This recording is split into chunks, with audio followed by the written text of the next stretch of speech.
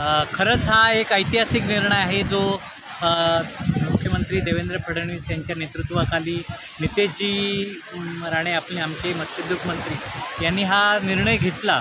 हा खरोखरच एक अभ्यासपूर्ण निर्णय आहे, कारण मत्स्य शेतकरी हा विषय जो आहे हा फक्त मच्छीमारांशी रिलेटेड नाही आहे। हा विषय आहे हा मत्स्यशेती करणाऱ्या खाऱ्या पाण्यातील, गोड्या पाण्यातील, निमखाऱ्या पाण्यातील मत्स्य शेतकऱ्यांची आहे, मच्छीमारांची आहे, मत्स्य व्यावसायिकांची साठी आहे, मच्छी विक्रेत्यांसाठी आहे।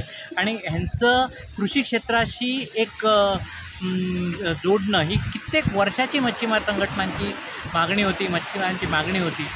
निश्चितपणे या सगळ्या गोष्टीचा फायदा, ह्या धोरणात्मक निर्णयाचा फायदा हा मत्स्य व्यावसायिकांना होणार, ज्याच्यामध्ये अगदी जे मत्स्य प्रक्रिया उद्योगामध्ये आहे त्यांना पण होणार। उद्या GST असेल, उद्या कर्जमाफी असेल, त्याच्यानंतर शासकीय योजना असतील, अनुदान असतील, त्या सगळ्या बाबतीत ह्या गोष्टीचा फायदा होणार। मी सर्व मच्छीमार संघटना, आत्मनिर्भर मत्स्य शेतकरी संघटना असेल, श्रमिक मच्छीमार असेल, रापण संघ असेल, या सर्वांच्या माध्यमातून मी राज्य सरकारचे, आदरणीय देवाभाऊंचे, त्याचबरोबर आदरणीय मत्स्योद्योग मंत्री, आम्ही त्यांना मत्स्य सेनापती म्हणतो, त्यांचे नितेशजी राणे यांचे आभार मानतो की त्यांनी असा कित्येक वर्षापासून, माझ्या मते दशकांपासून असलेली मागणी या ठिकाणी आमची पूर्ण केली। निश्चितच आम्ही सगळे मच्छीमार समुदाय याच्यासाठी आनंदी आहोत, आभारी आहोत।